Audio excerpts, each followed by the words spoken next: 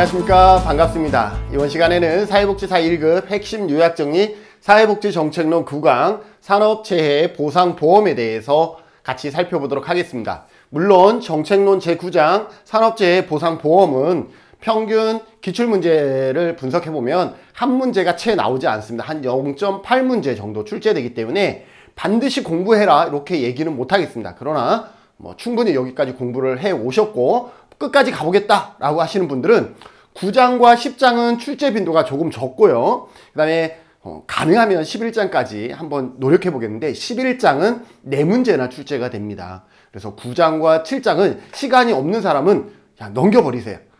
제 영상 안 봐도 돼요. 9장까지는 봐주셔도 좋고 10장은 고용보험은 정책론에서는 자주 안 나오기 때문에 넘겨버리고 그 다음에 11장은 꼭 여러분들이 기억해 두셨다가 아니면 개인적으로 좀 공부를 해 두시면 좋을 것 같습니다. 자, 산업재해의 정의 및 특성에 대해서 살펴보죠. 산재가 뭔지는 다 아시죠? 산업재해는 산재를 얘기하죠. 산재보험은 근로자의 업무상 부상, 질병 또는 사망한 경우 근로자의 본인의 치료나 부양가족의 생계를 보장하기 위한 제도이다 라는 것이죠.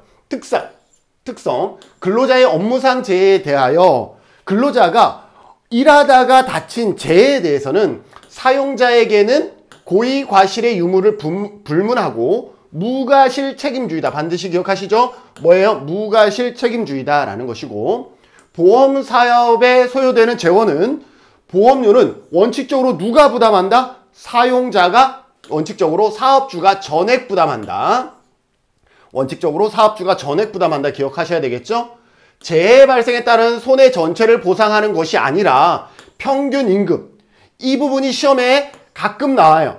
재해 발생에 따른 손해 전체를 보상하는 것이 아니라 얼마를 보상하냐면 평균 임금의 70%거든요. 그래서 평균 임금을 기초로 하는 정률 보상이다 기억해 주세요. 정률. 평균 임금의 70% 비율이죠. 그래서 정률 보상이다 라는 것 기억해 주셔야 되겠습니다. 의 신청을 위해서는 뭐가 있어요? 심사 청구와 다시 재심사 청구가 있다. 심사 청구와 재심사 청구가 있다. 타 사회보험과는 달리 산재보험은 사업장 중심의 관리가 이루어지고 있다. 근로자 중심이 아니라 사업장 중심이다 라는 거예요. 사업장 중심이다 라는 것 기억해 두시면 되겠습니다. 15회 볼까요? 산업재해 보상보험에서는 근로자의 과실 여부에 상관없이 산재사고에 대한 보상이 이루어진다. 근로자의 뭐를 따지지 않는다? 과실 여부를 따지지 않는다. 13회 산업재해 보상보험 제도의 보험료는 사업주가 전액 부담한다. 맞죠? 사업주가 전액 부담한다. 11회 볼까요? 산업재해 보상보험상 근로자란 근로기준법에 의한 근로자를 얘기한다. 여러분들 우리 사회보험 있죠? 사회보험의 모든 영역에서 근로자란 누구? 근로기준법에 따른 근로자를 의미한다라는 거예요. 근로기준법에 따른 근로자는 다른 법에 따른 근로자와 달라요. 뭐가 다르냐면 근로기준법에 따른 근로자는요. 일을 하고 있는 사람이 근로자예요. 그러면 타법에서의 근로자는 어떤 거냐? 남녀고용평등에 관한 법에서의 근로자는 어떤 거냐? 근로의사가 있는 사람도 근로자로 봐요. 그렇기 때문에 우리가 채용 공고 낼 때 남자는 안 돼, 나이 몇 살은 안 돼 이렇게 하는 것은 근로기준법에 위반되는 게 아니에요. 타법의 위반이에요. 근로기준법은 일하고 있는 사람들을 근로자라고 얘기하기 때문에 채용 공고에서의 흠집은 근로기준법의 위반이 아니에요. 타법, 남녀고용평등이라든지 고령자 고용촉진이라든지 이러한 타법에 위법한 것이다 라고 보시면 돼요. 그래서 근로기준법에 의한 근로자라는 것은 일을 하고 있는 사람을 얘기한다 라고 쉽게 여러분들이 인식하시면 되겠습니다. 9회 우리나라 산업재해 보상보험은 무과실 책임주의 원칙에 있다라는 것 반드시 기억해 두시라 그랬죠. 자, 산재보험의 이론인데요. 대부분의 학생들이 좀 잘 안 봤던 영역이긴 합니다. 그러나 아주 가끔 시험에 나오거든요. 16회 볼까요? 17회도 시험에 나왔었는데 산업재해, 그러니까 산재보험의 이론에는 크게 이렇게 4가지로 학습할 수가 있는데, 첫째, 최소 사회비용의 이론입니다. 산재 처리를 함으로 인해서 비용이 최소한다 그러면 하라는 거죠. 민사상 재판 비용, 시간, 노력 절감이 가능하다면 책임을 묻지 않는다라는 거예요. 만약에 근로자가 일을 하다가 산재가 발생했어. 그러면 사용주를 대상으로 민사 재판을 해야 되거든요. 이 민사 재판을 하게 되면 비용이 많이 들어가잖아요. 변호사도 사야 되는데 나만 사는 게 아니라 고용주도 사야 되잖아요. 이러한 비용과 시간도 엄청 걸리잖아요. 그럴 거면 민사상 재판 비용과 시간, 노력이 절감된다 그러면 책임을 묻지 않는다. 이게 최소 사회 비용의 원칙이고요. 원인주의 이론입니다. 산재로 인정받기 위해선 업무 기인성과 업무 수행성이 수반돼야 된다. 즉 업무 기인성과 업무 수행성이 기반된다 그러면 뭐예요? 산재로 봐주라라는 거죠. 두 가지 요건을 충족시켜야 한다라는 것이다. 그래서 업무 기인성과 업무 수행성이 이 두 가지 조건이 따른다 그러면 산재로 보라는 거죠. 사회 협약 이론입니다. 확실하고 신속한 산재 보상을 보장받는다면 근로자는 사용주를 고발하지 않고 사용자는 자신의 과실이 없어도 지불한다라는 거예요. 신속한 처리라 그러면 뭐예요? 고발하지 않고 또 사용자도 나는 과실이 없어 이런 것들을 논리를 주장하기보다는 그냥 처리하라는 거죠. 사회협약이론 확실하고 신속한 사회보장을 보장받는다면 근로자는 민사 배상을 포기할 수 있고 사업주는 자신이 과실이 없어도 배상할 수 있다라는 것. 직업위험 이론이 있어요. 이미 우리가 이러한 어떠한 제품을 만들 때 이 제품의 가격은 이미 그 공정에서 근로자의 재해도 이 가격에 이미 포함되어 있다는 거예요. 그렇기 때문에 근로자가 다친 것 당연히 산재 처리해야 된다는 거예요. 자본주의 체계에서 산재는 필연적인 현상이며 산재 비용은 이미 생산 비용의 일부이기 때문에 과실 여부에 관계없이 지급되어야 한다. 교수님 너무 어려워요. 그죠? 어렵긴 한데 지금 들은 내용이 그래 이해는 되죠. 자 그러면 시험에는 어떻게 나오냐면 이 네 가지의 각각의 개념을 묻는 시험은 아직까지 나오지 않았고 어떻게 이러한 네 가지의 틀이 있다라는 것. 자 16회 볼까요? 산업재해 보상보험 제도의 도입에 관한 이론에는 사회비용 최소화의 이론. 비용이 최소화된다 그러면 이유 불문하고 산재 처리해줘라. 원인주의, 업무 기인성과 업무 수행성이라는 건 산재 처리해줘라. 사회적 타협 이론은 여기 협약 이론이랑 같은 거예요. 만약에 이게 신속하게 이 보상이 이루어진다 그러면 민사상 고소하지 말고 본인이 과실했는지 이런 거 묻지 말아라. 그 다음에 산업위험 이론, 직업위험 이론이랑 같은 거예요. 이미 그 공정의 어떤 재화 용역의 단가에는 이미 산재에 대한 비용이 포함되어 있기 때문에 산재 처리하는 거 당연하다. 7회 볼까요? 산업재해 보상보험은 최소 사회비용 이론, 원인주의 이론, 사회협약 이론, 직업위험 이론 등과 관련이 있다. 그래서 이 단어들은 어떻게 같은 시험인데도 단어가 조금씩 다르죠. 그런 것들을 여러분들이 충분히 반영해 주시면서 이렇게 네 가지 정도의 산재 이론이 있다는 것 기억해 두시면 좋겠습니다. 자, 발전 과정입니다. 산재 보상, 산업재해가 가장 먼저 시행된 나라는 어디죠? 사회보험이 가장 먼저 실시된 나라는 독일이고 1883년에 건강보험, 1884년에 산재보험, 1889년에 노령 폐질보험이 있었죠. 이건 독일이에요. 독일은 건강보험이 1883년에 가장 먼저이지만 우리나라는 1963년에 산업재해가 최초예요. 우리나라의 최초 사회보험은 산재다라는 거 기억해 두세요. 자, 1884년 독일에서 처음 도입되었고, 요거는 나중에 한번 읽어보시면 될 것 같고, 산업재해 인정 범위는 업무 수행성과 업무 기인성을 얘기했죠. 업무 수행성이라는 건 뭐예요? 일을 하다가, 그죠? 업무를 수행하는 과정에 일을 하다가 재해가 발생해야 한다라는 것이고, 업무 기인성은 업무로 인하여 수행하다가 아니더라도 업무로 인해서 예를 들어서 삼성전자의 반도체 공정에서 거기에서 계속 일하다 보니까 그런 어떤 나쁜 어떤 공기라든지 이런 것 때문에 나중에 암 유발률이 높아지고 이거는 업무 수행성을 증명하기가 어렵죠. 업무 기인성. 업무가 원인이 돼요. 발생하여야 한다는 것. 직업병 증명서에 주로 사용되는 기준이다. 이런 얘기들을 하고 있습니다. 이때 3에 볼까요? 산재보험은 우리나라 최초의 사회보험이다. 우리나라 최초의 사회보험은 뭐다? 산재보상보험이다. 산업재해보상보험이다 라는 것 기억해 두시면 되겠습니다.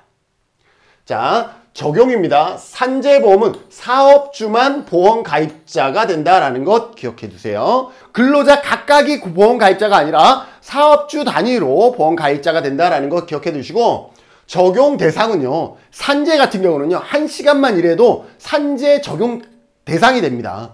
그래서 근로자를 사용하는 모든 사업이며 적용 단위는 사업 또는 사업장이다.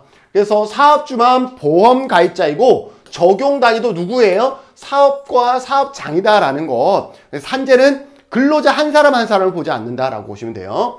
자, 당연가입자라는 것은 어떤 거예요? 당연가입자라고 하면 사업이 개시되어 적용 요건을 충족하게 돼요. 적용 요건이란 어떤 걸까요? 예를 들어서 근로자를 한 사람이라도 고용을 하게 되면 적용 요건이 됩니다. 내가 1인 사업장이다 이러면 산재 적용 조건이 안 돼요. 그러나 내가 근로자를 채용했다? 적용 조건이 되는 것이죠. 사업주의 의사와 관계없이 자동적으로 보험관계가 성립하는 사업을 말합니다. 적용제의 사업을 제외한 근로자를 1인 이상 사용하는 모든 사업 또는 사업장은 당연 가입 대상자가 된다라는 것. 따라서 사업주의 보험관계 성립 신고 여부와 관계없이 당연 적용 사업에 해당하게 되는 날 이후에 재해를 당한 근로자는 산재보험의 보상을 받을 수 있다라는 거예요. 무슨 말이냐? 내가 근로자를 고용을 했는데 내가 아직 공단에다가 우리 사업체가 근로자를 채용해서 산업재해보상보험에 가입하겠어. 우리 기관이 사업장 다니니까 우리 기관이 가입하겠어. 이렇게 신고를 하지 않았어. 그런데 채용하자마자 그날 산재를 입어버린 거죠. 나는 사업장은 아직 산재 등록을 하지 않았는데. 그러면 이 근로자는 산재보상보험을 받을 수 있을까요? 없을까요? 받을 수 있다라는 겁니다. 이런 경우 어떤 경우냐면 여러분들 주변에 장례업체 있죠. 장례업체는 보통은 사업자 번호가 있잖아요. 그런데 이 장례업이라는 것이 가끔 장사를 치를 일이 있을 때 동네 어르신들을 모셔다가 같이 좀 작업해 주세요 이렇게 하는 경우 많잖아요. 그런데 그렇게 갔다가 이 일이 엄청 힘든 일이잖아요. 그러다가 허리를 다치거나 낙상사고가 발생해요. 자, 이럴 때에 만약에 그 분이 여러분들의 부모님이 됐건 여러분들의 주변 사람이 됐다 그러면 산재 신고하라고 얘기하시면 돼요.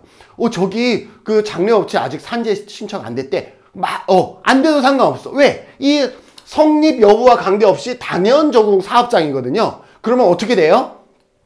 산재보상보험을 받을 수 있다라는 것입니다. 자, 적용제외 사업이 있어요. 적용제외는 어떤 것이냐면 이미 타법에서 산재와 동일한 속성의 보호를 받고 있는 사업장이면 굳이 산재, 이중으로 가입할 필요가 없잖아요. 어떤 것이냐?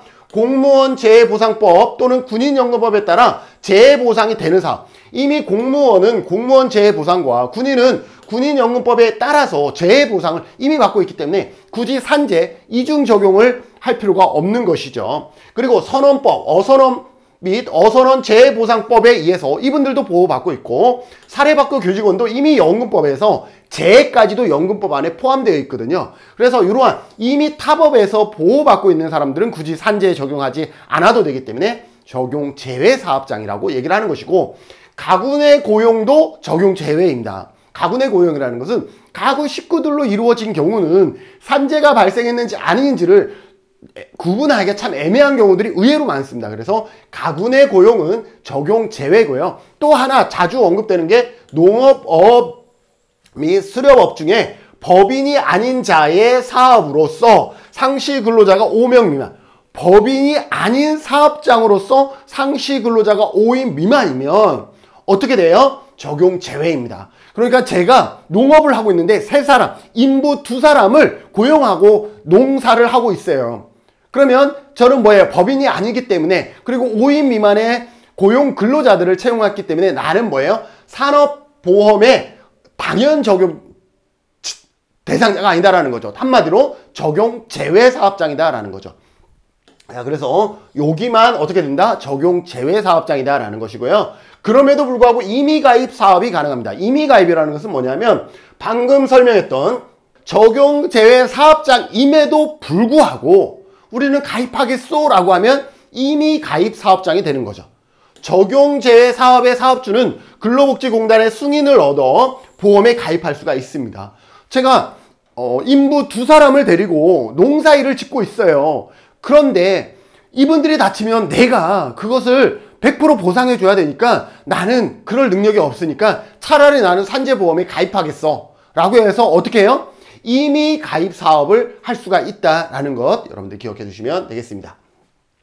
자, 업무상 재해의 인정 기준입니다. 시험에는 이쪽 부분이 가장 많이 나오죠. 여기에서도 업무상 사고가 시험에 나온다 그러면 가장 많이 나오는 영역이죠. 업무상 사고에는 4가지 기억하세요. 4가지. 근로계약서에 따른 업무를 수행하다가 발생한 사고, 근로계약에 따른 업무를 수행하다가 발생한 사고, 두 번째, 사업주가 제공한 시설물을 이용하다가, 사업주가 제공한 시설물 등을 이용하던 중 시설물 등의 결함이나 관리 소홀로 발생한 경우. 세 번째, 행사, 사업주가 지시한 행사에 참여하거나 그 안에서 이루어진, 사업주가 주관하거나 사업주의 지시에 따라 참여한 행사나 행사 준비에 발생한 사고. 네 번째, 휴게시간. 휴게시간. 사업주의 관리하에 있는 휴게시간 중에 발생. 휴게시간 중 사업주의 지배 관리하에 있다고 볼 수 있는 행위로 발생한 사고. 그래서 업무상 사고는 몇 가지다? 4개다. 근로기준법에 의한 업무를 수행하다가, 그 다음에 시설물을 이용하다가, 행사를 참여하거나 준비하다가 휴게시간에 발생한 이렇게 4가지다라는 것 기억해 두시면 되겠습니다. 시설, 업무, 시설, 행사, 그 다음에 휴게시간 4가지라는 것 여러분들 기억해 두시면 되겠습니다. 자, 업무상 질병은 어떤 것이죠? 업무 수행 과정에서 물리적 인자, 화학 물질, 분질, 병원체, 신체에 부담을 주는 업무 등 근로자의 건강에 장애를 일으킬 수 있는 요인을 취급하거나 그에 노출되어 발생한 질병. 산재에서는 장애라고 하지 않고 장해라고 하는 것도 기억해 두시면 좋고요. 업무상 부상이 원인이 되어 발생한 질병. 그리고 여러분들 기억해 두셔야 되는 게 또 다번이 시험에 자주 나옵니다. 직장 내 괴롭힘, 고객의 폭언 등으로 인한 업무상 정신적 스트레스가 원인이 되어 발생한 질병도 업무상 질병이 되고 업무상 질병이기 때문에 산재 적용이 가능하다라는 것을 기억해 두셔야 되겠습니다. 세 번째, 출퇴근 재해입니다. 출퇴근 재해. 사업주가 제공한 교통수단이나 구에 준하는 교통수단을 이용하는 등 사업주의 지배 관리하에 출퇴근하는 과정에서 발생한 사고는 2018년부터 출퇴근 재해로서 산재 인정을 받고 있습니다. 과거에는 사업주가 제공한 차량만 인정이 됐는데 그것이 아니라 본인의 차량을 이용하고 출퇴근하던 중에 발생한 사고도 산재가 가능하다라는 것 기억해 주시면 되겠습니다. 18회 업무상의 재해란 업무상의 사유에 따른 근로자의 부상, 질병, 장애 또는 사망을 말한다. 17회 우리나라 산업재해보상보험제도에서 업무상 재해 인정 기준으로는 출퇴근 재해, 업무상 질병, 업무상 사고 등이 있다. 업무상 사고, 업무상 질병, 출퇴근 재해 3가지 맞죠? 이러한 것들이 있다라는 것 여러분들이 기억해 두셔야 되겠습니다. 업무상 재해 인정 기준에서 또 하나 우리가 시험에 함정으로 낼 수 있는 것이 뭐냐면, 자, 산재는 뭐예요? 무과실 책임주의죠. 과실을 묻지도 따지지도 않고 적용해 주는 것이 산업재해보상보험의 특징입니다. 그런데 예외가 있어요. 예외. 근로자의 고의, 자해 행위나 범죄, 고의, 자해, 범죄 행위에 대해서는 그것이 원인이 되어 발생한 부상, 질병, 장애 또는 사망은 업무상 재해로 보지 아니한다. 기억해 두세요. 모든 일하다가 발생한 모든 재해는 산재에 해당한다. X. 왜? 근로자의 고의, 자해, 그 다음에 범죄 행위로 기인한 산재는 산재로 인정하지 않는다라는 것 기억해 두셔야 되겠습니다. 출퇴근하던 중에 발생한 사고 중에서 출퇴근 경로를 이탈하는 또는 중단이 있는 경우에 해당하는 일탈 또는 중단 중의 사고, 그 후에 이동 중의 사고에 대해서는 출퇴근 재해로 보지 않습니다. 예를 들어서 여기가 집이고 여기가 회사예요. 회사. 그래서 여기에서 어딘가를 거쳐서 갔는데 어딘가 이쪽, 이 방향이 아니라 이쪽으로 갈 때 발생한 것은 산재가 아니에요. 그런데 여기가 어디다? 어린이집이다. 이거는 산재가 돼요. 왜? 어린이집에 내 아이를 데리고 집에 가는 것은 당연히 내가 일상생활에 해야 되는 거예요. 그래서 이거 가능해요. 부모님의 집에 가서 식사를 챙겨드려야 돼. 그러니까 부모님을 케어해야 되는 거야. 이러한 경우도 가능합니다. 여러분들 출퇴근 반경에서 벗어났다고 해서 이건 산재가 아니야 라고 생각하지 마세요. 어린이집이나 부모님의 케어 이런 것들도 일상생활에서 거의 나의 일부잖아요. 그래서 이것도 산재가 됩니다. 봐봐요. 다만 일탈 또는 중단이 일상생활에 필요한 행위로서 마트에 들렸거나 이런 건 가능하다라는 거죠. 대통령령으로 정하는 사유가 있는 경우는 출퇴근 재해로 본다. 이렇게 벗어나더라도 어린이집, 부모님의 케어 이러한 것들은 뭐다? 출퇴근 재해로 본다라는 거예요. 그러나 일반적으로는 경로를 이탈하면 출퇴근 재해가 안 된다라고 보시면 돼요. 출퇴근 경로와 방법이 일정하지 아니한 직종들 있죠. 킥, 개인 택시나 여행 운송 킥 서비스 이러한 경우는 뭐다? 업무상 재해에서 출퇴근 재해로 보지 않는다라는 거예요.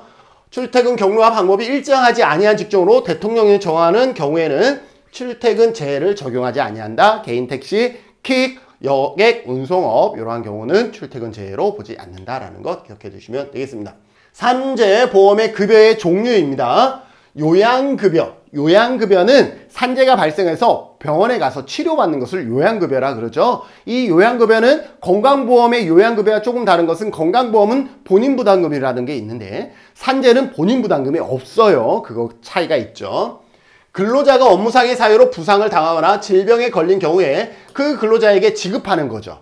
근데 근로자에게 돈을 주는 건 아니에요. 서비스, 치료를 주는 거죠. 산재보험에서는 본인부담금 없이 전액을 요양비로 지급하되 요양기관으로 하게 되는 거죠. 개인한테 주는 것이 아니라 요양기관이란 병원에 준다라고 기억하면 되겠죠. 요양급여의 범위는 진찰, 검사, 약제, 진료와 의지, 그 밖에 보조기기의 지급, 처치, 수술, 그 밖에 치료, 재활, 입원, 여기 보면 간호, 간병, 이송도 어디에 들어간다? 네, 요양급여의 범위에 들어간다. 이송도 요양급여요. 간병도 요양급여요. 그 다음에 간호도 요양급여에 들어간다라는 것, 요 부분이 여러분들 헷갈릴 수 있으니까 이것도 기억해 두시고요. 부상 또는 질병, 3일 이내에 요양으로 치유될 수 있는 경우는 지급하지 아니한다. 반드시 기억하세요. 산재보험의 대기기간은 며칠이다? 3일이다. 3일 이내에 치료될 수 있는 경우 요양급여는 어떻게 한다? 지급하지 아니한다. 기억해 주셔야 되겠죠. 휴업급여입니다. 요양으로 취업하지 못한 기간. 자, 요양급여 여기에 병원에 입원했어요. 그래서 한 달이든 두 달이든 일을 하지 못했어요. 그러면 여기에서 일하지 않았기 때문에 회사에서는 이분에게 임금을 나가지 않아요.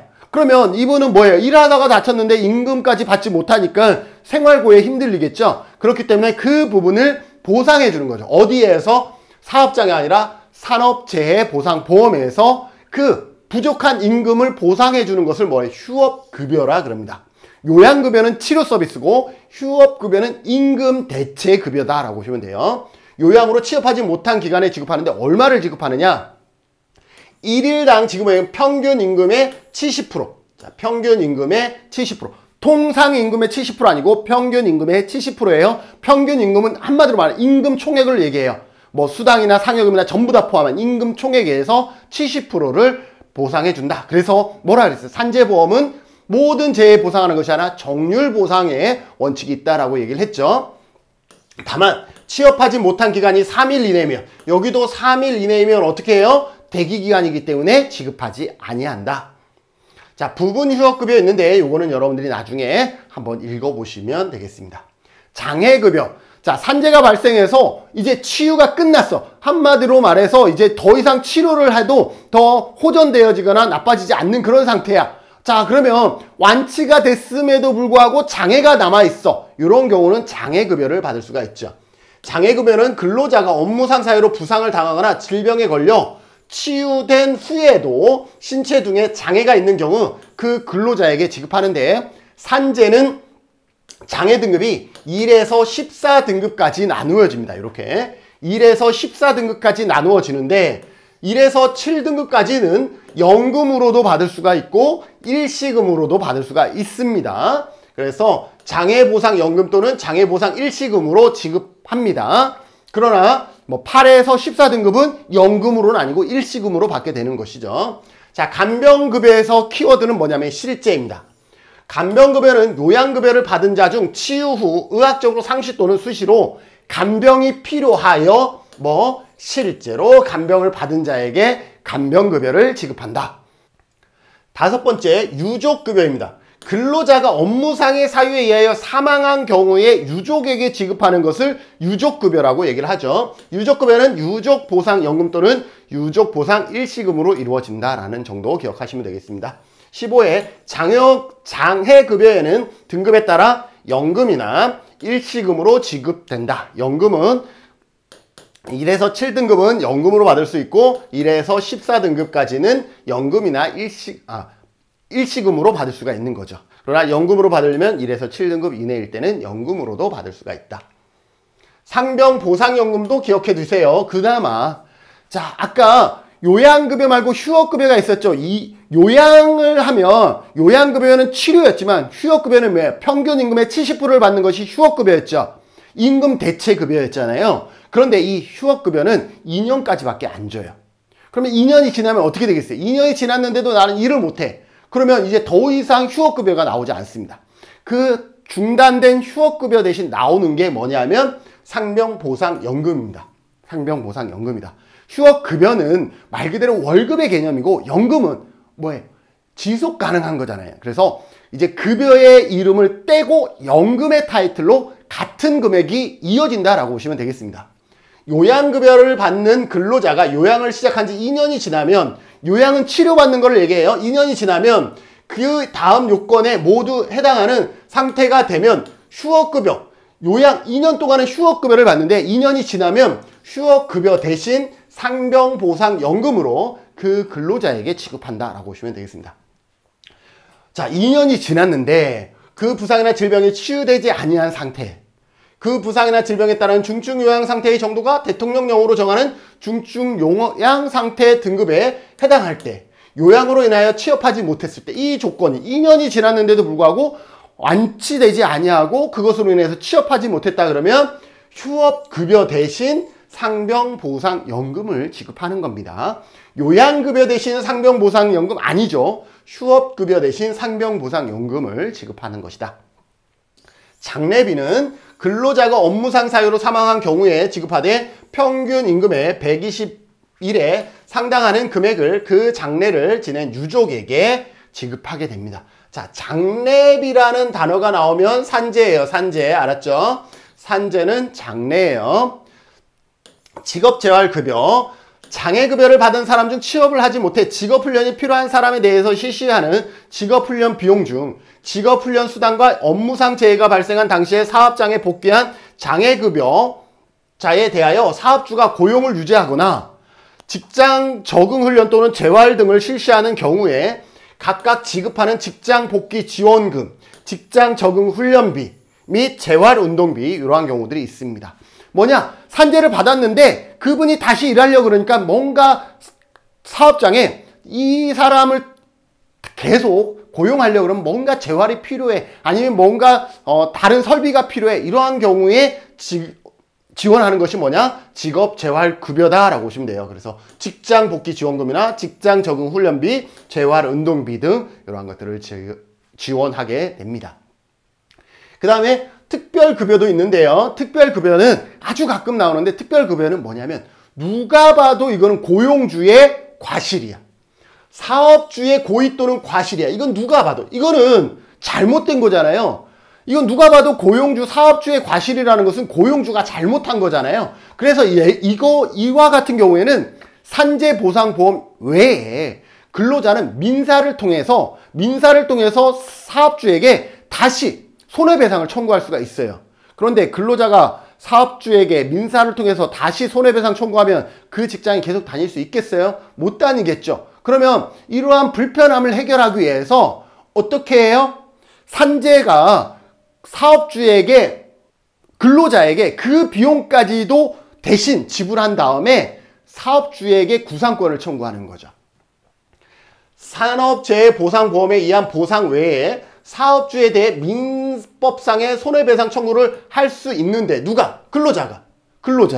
왜냐하면 사업주의 고의 과실이 분명할 때에는 근로자가 산재보상 외에 민법상 손해배상을 더 추가로 청구할 수가 있어요. 그런데 소송을 통해 이를 배상받는 것이 노동자나 사업주 모두에게 불편함을 주기 때문에 시간이나 비용이 많이 발생하기 때문에 산재보험에서 유족 및 장애특별급여를 누구에게? 근로자에게 산재에서 먼저 지급해주고 그 지급 상당액을 누구에게? 사업주가 납부하도록 하는 제도. 이거를 뭐라 그런다? 특별급여다라고 얘기를 합니다.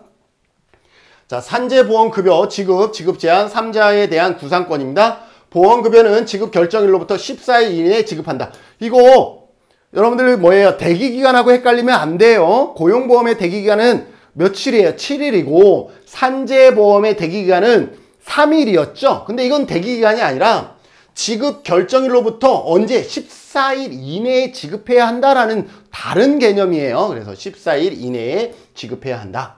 요양 중에 근로자가 정당한 사유 없이 요양에 관한 지시를 위반하거나, 자, 산재보험을 받는 근로자가 요양 중에 근로자가 정당한 사유 없이 요양에 대한 지시를 위반했어. 그래도 계속 산재 지원을 해줘야 될까요? 아니다라는 거죠. 그래서 부상 질병 또는 장애 상태를 악화시키거나 치유를 방해한 경우 또는 장애보상연금 또는 진폐보상연금 수유권자가 장애 등급 또는 진폐장애 등급 재판정에 자해 등 고의로 장애 상태를 악화시키는 경우에는 어떻게 할 수 있어? 보험급여의 전부 또는 일부를 지급하지 아니할 수 있다는 것도 기억해 두시면 되겠죠. 공단은 제3자의 행위에 따른 재해로 보험급여를 지급하는 경우에는 그 급여의 한도 안에서 구상권을 청구할 수 있다는 것도 기억해 두시면 되겠습니다. 6회 산업재해보상보험은 자진신고, 자진납부를 원칙으로 한다. 요거는 여러분들이 그냥 요 지문에 없지만 시험에 나왔기에 한번 집어넣습니다. 산재는 어때요? 자진신고, 자진납부를 원칙으로 하고 있습니다. 자, 보험료율이죠. 산재보험은 업종별 요율과 개별 실적 요율제를 적용하고 있다. 업종별 요율은 뭐예요? 예를 들어서 학원은 산재가 발생할 게 없잖아요. 근데 건설업은 산재가 발생할 일이 많잖아요. 그죠? 이처럼 업종에 따라서 요율이 차이가 커요. 산재가 발생할 경우가 작은 경우는 요율이 작고, 산재가 발생할 경우가 확률이 높은 건설업이나 이런 데는 요율 자체가 세죠. 그처럼 업종별 요율과 개별 실적 요율이라는 것은 뭐냐면, 근로자가 30명 이상인 사업장은요, 개별 실적 요율을 적용합니다. 무슨 말이냐? 가끔 이러잖아요. 우리 근로자가 10명인데 근로자 중에 산재가 발생했어. 그러면 사업주가 고민하죠. 산재가 발생해서 물론 지원은 해줘야 되지만 그러면 우리 산재보험료율 올라가겠네? 안 올라갑니다. 개별 실적 요율은 어느 사업장만 적용한다? 30인 이상, 근로자 30인 이상 고용한 사업체만 개별 실적 요율을 적용해서 산재가 많이 발생하면 요율 자체가 껑충껑충 뛰는 거죠. 대신 산재가 발생하지 않으면 요율 자체가 줄어듭니다. 그런데 제가 근로자가 15명이야. 개별 실적 요율이 적용하지 않기 때문에 산재가 많이 발생하든 발생하지 않든 뭐예요? 업종별 요율로 동결된다라는 거. 무슨 말인지 이해되셨나요? 네, 그렇습니다. 개별 실적 요율제는 각 업종 내의 개별 사업장별로 재해 발생이 많고 적음에 따라서 일정한 범위에서 보험료율 중과 또는 경감시켜서 적용하는 방법입니다. 그래서 중과 경감인데 2019년부터 일반 사업장의 경우는 30인 이상인 사업장만 개별 실적 요율을 적용하고 있다라고 보시면 되고요. 보험료의 월별 산정 부과는 2010년에 법이 바뀌면서 2011년부터 어때요? 건강보험에서 통합징수하고 있다. 근로복지공단이 매월 보험료를 산정 부과하고, 보험료를 산정 부과하는 것은 얼마야? 라고 부과하는 것은 어디고? 근로복지공단이고, 기억하세요. 징수하는 것은 어디예요? 건강보험공단이다라는 거. 2011년부터 우리는 사회보험은 전부 다 건강보험에서 통합징수하고 있죠. 통합징수이기 때문에 징수는 어디야? 건강보험이야. 그런데 산정 부과는 근로복지공단이다라는 것 기억해 두셔야 됩니다. 보험료의 부담, 산재보험의 보험료는 사업주가 전액 부담한다. 보험업, 방문 판매업 등 특수형태 근로종사자는 사업주와 근로자가 각각 2분의 1을 부담한다. 10회 산재보험의 보험료는 보수총액에 근거한다. 임금 총액이야. 한 사람 한 사람의 급여가 아니라 보수총액. 그죠? 그래서 보수총액에 업종별 개별 실적 요율을 적용해서 부과하게 됩니다. 근로복지공단 및 심사청구예요. 근로복지공단은 고용노동부 장관의 위탁을 받아. 근로복지공단은 고용노동부 장관이에요. 그래서 고용보험과 산재보험은 고용노동부 장관의 위탁을 받아 산업재해보상보험의 목적을 달성하기 위하여 근로복지공단을 설립합니다. 근로복지공단은 법인으로 하고요. 심사청구와 재심사청구가 있다. 공단의 결정에 불복하는 사람은 공단에 심사청구를 할 수 있어요. 심사청구를 언제 해야 되느냐 하면 보험급여 결정 등이 있음을 안날로부터 90일 이내. 여러분들 사회보장은 안날로부터 90일 이내다라는 거 90일 기억하셔야 되고요. 심사청구를 심의하게 하여 공단의 관계 전문가 등으로 구성된 산업재해보상보험 심사위원회를 두고 이 심사위원회에 불만이 다시 있어. 심사청구에 대한 결정에 불복하는 자는 여기에 다시 불복하는 자는 산업재해보상보험 재심사위원회에 재심사 청구를 하게 되는 것이죠. 재심사위원회에 재심사 청구를 하게 된다라는 것까지 여러분들이 기억해 두시면 되겠습니다. 오늘은 산재에 대해서 우리가 정책론에서 시험에 나올 만한 내용들로 살펴봤습니다. 오늘 강의 여기서 마치고요. 다음 시간에는 고용보험에 대해서 살펴보도록 하겠습니다. 수고하셨습니다.